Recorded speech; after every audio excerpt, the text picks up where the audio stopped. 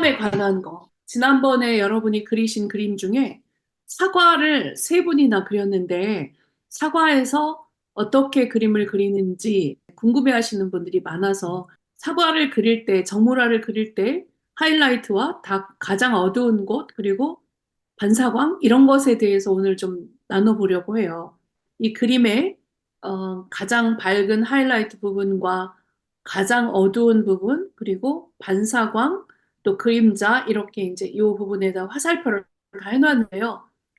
일반적으로 정물화를 시작할 때 이제 사과를 제일 먼저 그림을 배울 때 그리기 시작합니다. 왜냐하면 이게 원이기 때문에 입체를 그리는데 굉장히 좋고 또 가장 기본적인 구 형태이기 때문에 정물을 그릴 때 사과를 주로 많이 그리는데 사과는 생각보다 쉽지 않습니다.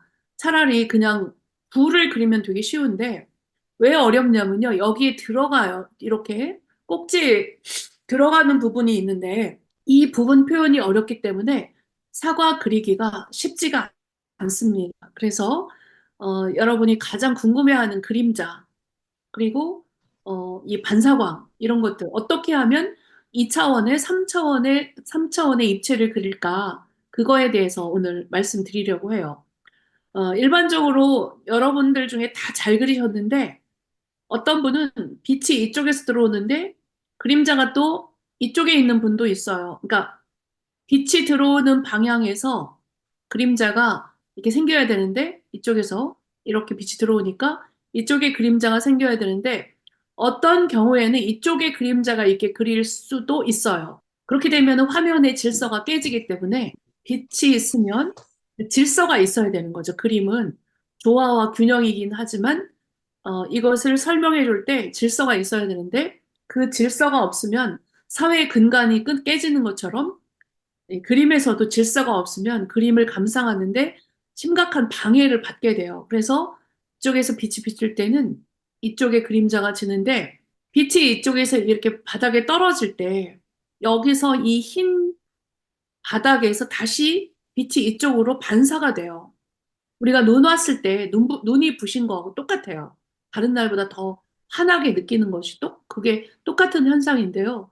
그래서 이 빛이 다시 여기를 비추기 때문에 가장 어두운 부분이 이 부분이 되는 거죠. 그 중에서도 여기가 가장 어둡게 됐어요. 왜냐하면 빛이 이쪽에서 때리고 이쪽에서 반사광은 여기서 심하게 비춰주고 결국은 이쪽에 여기 튀어나온 부분 뒤쪽이 가장 어둡게 되는 것이죠.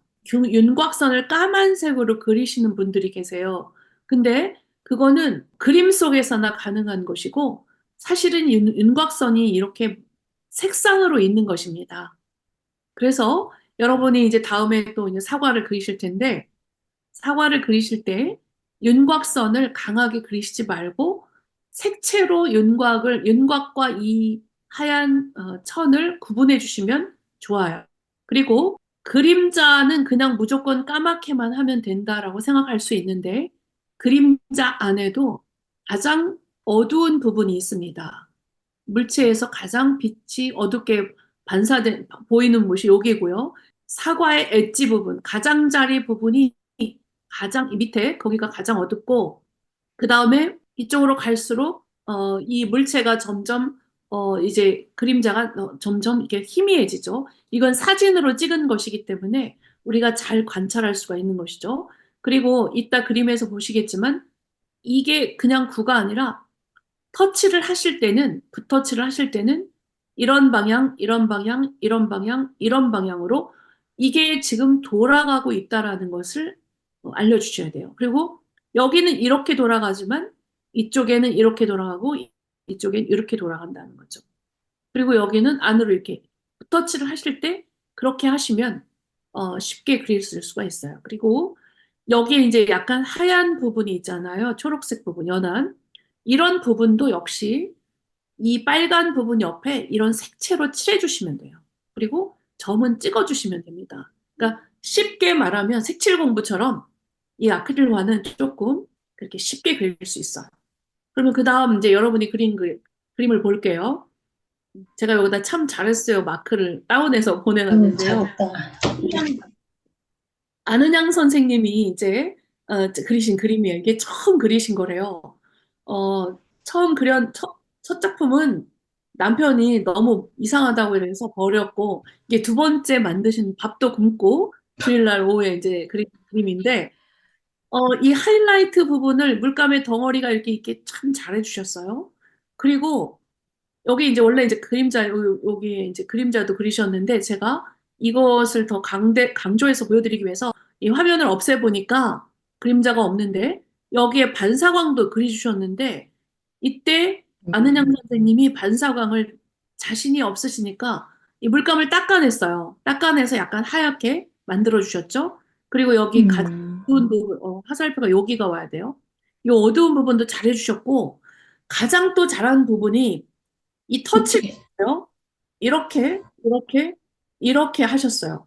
이렇게 덩어리로, 이렇게 이해를 하셨다는 거죠. 음, 이것도 이렇게, 음, 이렇게. 안은양 선생님이 엄청나게 고도의 집중력을 가지고 이 그림을 그렸다는 것을 알 수가 있어요.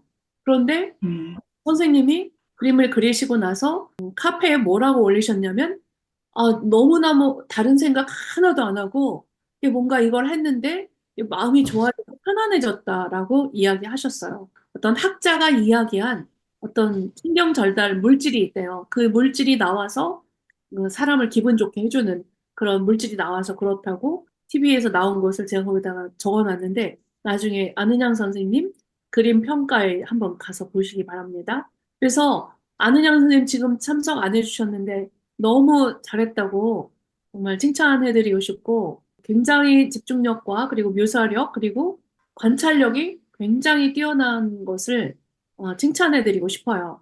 그리고 여기 꼭지도 명암을 넣고 요 밝은 부분 여기 이 어두운 부분 이런 걸 굉장히 잘 해주셨어요. 그림을 잘 그리는 사람도 이렇게 잘 못 그리는 경우가 많은데 잘해서 칭찬해드리고 싶고요.